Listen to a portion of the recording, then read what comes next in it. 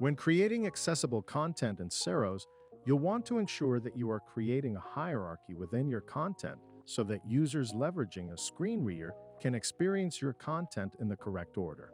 So let's look at a couple of things you can do in the Ceros Studio to ensure your content is being read out in the order that you've indicated.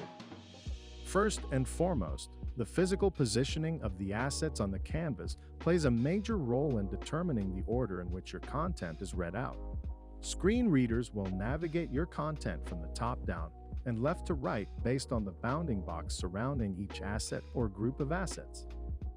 You can also apply header tags to any of your text elements to create a hierarchy within the text content. In your Design tab under Typography Settings, you have the ability to add H1 through H6 tags, as well as paragraph tags to each text box. You can set this up however it makes the most sense for your content. Similar to header tags, you can also apply HTML section tags, which you may also hear us refer to as landmarks. This helps establish a hierarchy of the different sections on the page.